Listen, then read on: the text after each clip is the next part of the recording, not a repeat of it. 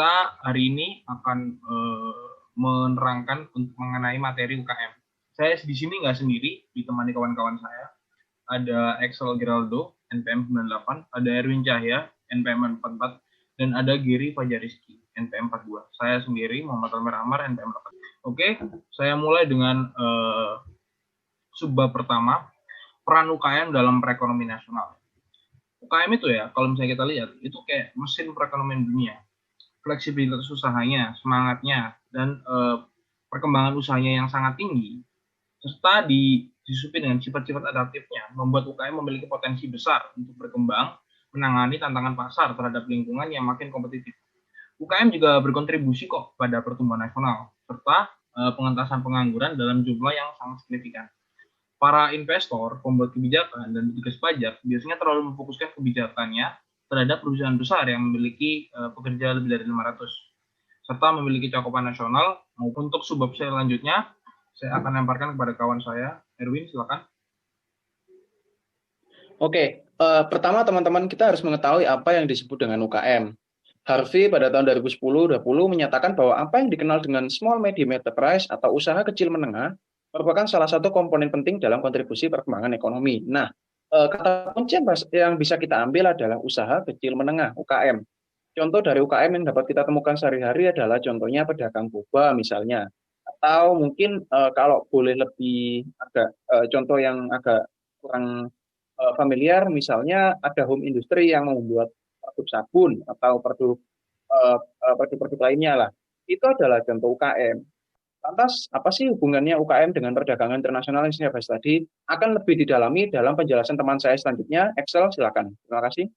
Ya, terima kasih. Selanjutnya mengenai perdagangan internasional, di mana perdagangan internasional adalah perdagangan yang dilakukan oleh penduduk suatu negara dengan penduduk negara lain atas dasar kesepakatan bersama.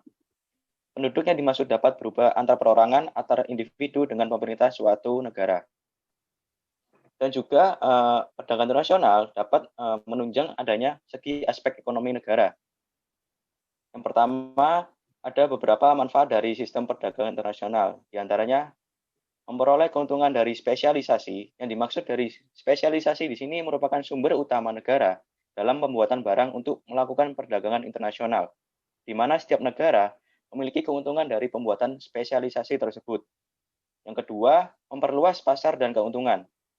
Seperti setiap perusahaan yang kita kenal, yang dimana pasti setiap perusahaan dalam memproduksi barangnya menggunakan mesin, jika terus-menerus akan kelebihan dalam memproduksi barangnya. Dan harga jual nantinya juga akan semakin rendah. Tetapi dengan adanya sistem perdagangan internasional, mereka pada saat melakukan produksi barang dengan mesin-mesin yang dapat optimal, karena jika barang yang telah diproduksi berlebihan dapat menjual barang tersebut ke luar negeri atau mengekspornya. Mungkin seperti itu. Selanjutnya dilanjutkan oleh teman saya. Oke, baik. Selanjutnya saya akan membahas tentang peran ASEAN terhadap internasionalisasi dengan UKM. Jadi, seperti yang kita tahu bahwa ASEAN merupakan regional intergovernmental organization di wilayah Asia Tenggara yang membahas tentang berbagai isu seperti isu ekonomi, politik, keamanan, pendidikan, dan mengintegrasikan anggotanya dengan negara lain di Asia. ASEAN melalui MEA atau Masyarakat Ekonomi ASEAN yang dibentuk tahun 2015 memiliki 4 pilar utama yang terdiri dari pertama, pasar dan basis produksi tunggal. Lalu ada kawasan ekonomi yang berdaya saing tinggi. Ketiga, kawasan dengan pembangunan ekonomi yang merata dan berkeadilan, dan kawasan yang terintegrasi dengan ekonomi global. Salah satu hal yang dibahas dalam MEA ini adalah tentang UKM. Sebagai salah satu organisasi regional di kawasan Asia Tenggara, ASEAN memiliki banyak peran penting dalam pengembangan UKM yang ada di kawasan tersebut. Bersama negara anggotanya, ASEAN berperan untuk membimbing, mengarahkan, serta mendanai program pembangunan yang berkaitan dengan UKM.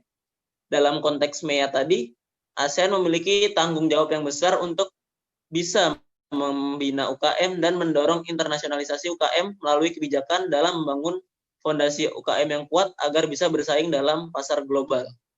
Dalam hal ini, ASEAN rutin melakukan pertemuan yang dinamakan ASEAN Coordinating Committee on Micro, Small, and Medium Enterprises. Nah, dalam pertemuan ini dilaksanakan 2 tahun sekali dan membahas mengenai isu-isu strategis tentang UKM, perencanaan program-program ASEAN terkait UKM, serta proses kerjasama antara kemitraan ASEAN untuk membangun UKM agar lebih maju lagi. Terima kasih. Sekian presentasi dari kelompok kami.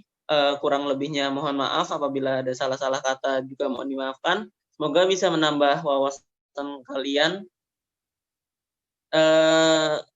Terima kasih dan wassalamualaikum warahmatullahi wabarakatuh.